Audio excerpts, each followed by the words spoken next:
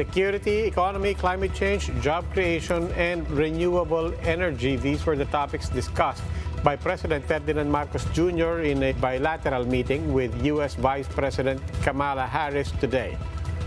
During the first day of her visit, Harris reaffirmed the U.S. commitment to fulfilling the Mutual Defense Treaty with regard to the issue on the West Philippine Sea.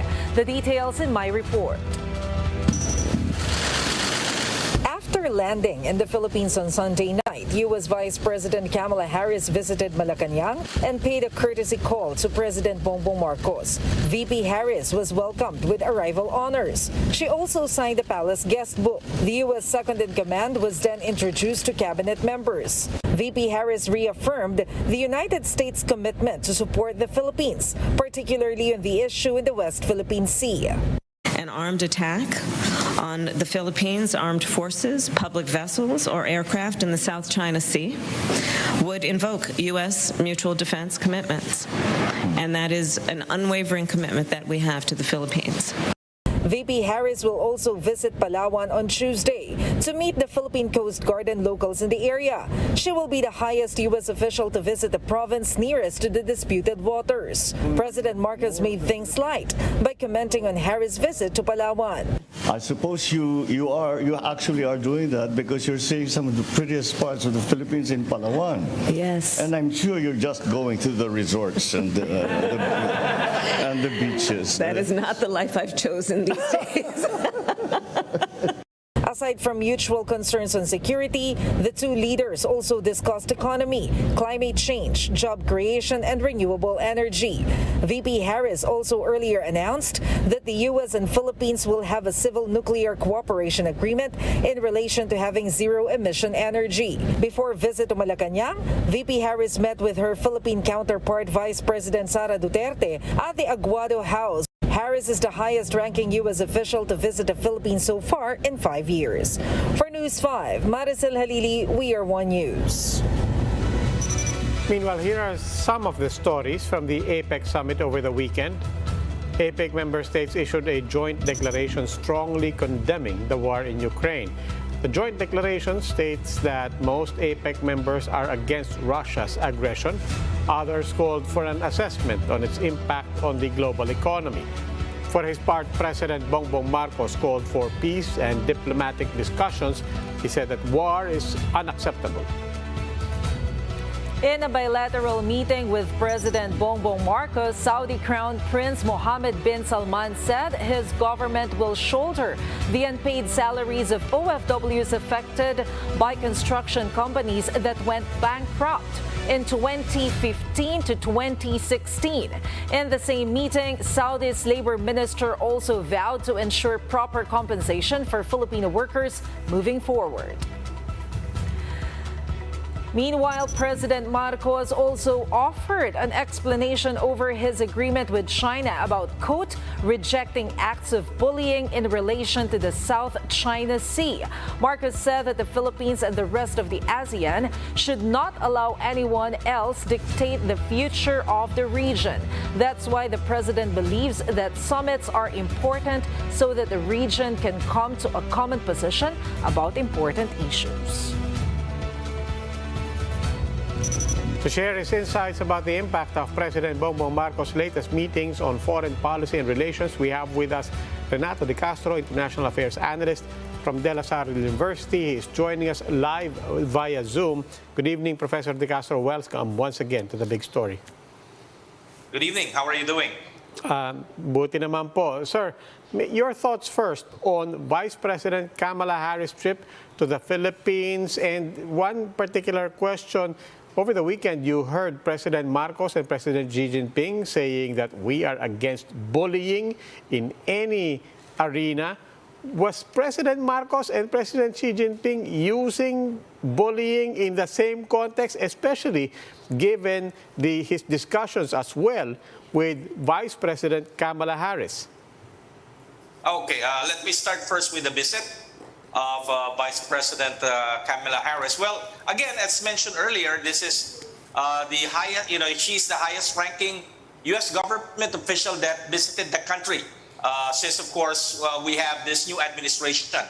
This is an indication, of course, that the United States is giving importance to the bilateral alliance with the Philippines. Now, of course, given also the apparent change in the Ferdinand Marcos administration's relation with the United States. Now, we notice a degree of warmness, cordiality, in terms of reviving this, this overall bilateral relations with the United States.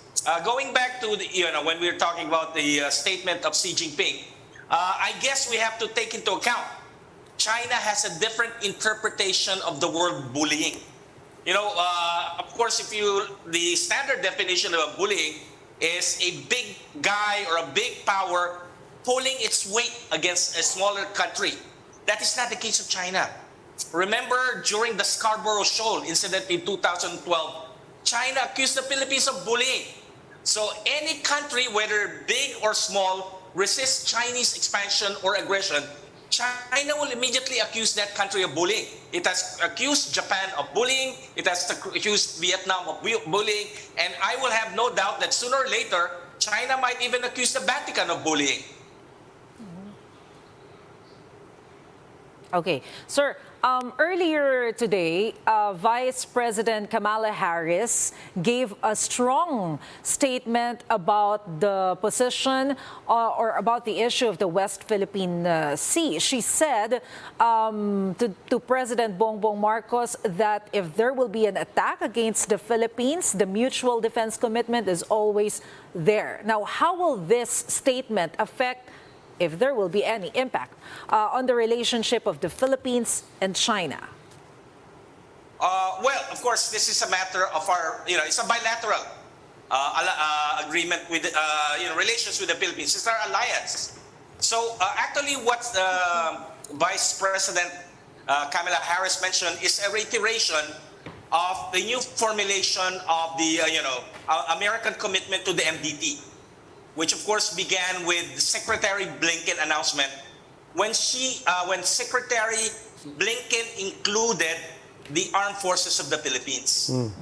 Because the standard reiteration of this treaty commitment is any attack on Philippine vessel, air or land, will be considered an attack, invoked. So what has been included under the Biden administration is the inclusion of the armed forces of the Philippines. And what Vice President Harris basically did was to reaffirm that reformulation of the Mutual Defense Treaty. Now, in terms of our relation with China, well, of course, it's a separate issue. We have a territorial dispute with China. Of course, there's concern that sooner or later, you might have armed conflict erupting. So again, what the United States has basically been doing is to reaffirm that the alliance is still there, that we could rely on our alliance relations with the United States. Professor, you mentioned the meeting with Secretary Blinken over the weekend, meeting with Chinese President Xi Jinping, now Kamala Harris. All of this preceding a state visit to China again in January. So Mr. Marcos has been meeting with either the United States or China, obviously, as you said, reformulating the foreign policy position of the Philippines. How would you assess how he is staying in the middle and what his options are moving forward? Of course, the buzzword here is balance. So again, this is a apparent effort on the part of this current administration to show that we are different from the previous administration, which has a different notion of an independent foreign policy. Dropping like a hot potato our traditional ally like the United States and gravitating towards China. That has, of course, been the policy, especially in the early part of the previous administration. Now this administration is basically indicating that we could only exercise independent foreign policy if we have a balanced approach. Balanced approach, of course, entails maintaining our traditional alliance with the United States, our security partnerships with other U.S. allies and like-minded countries like Japan, Australia, and of course South Korea, but at the same time also engaging China in terms of managing the dispute, and also with an expectation that we could avail of the fact that China has the second largest economy in the world.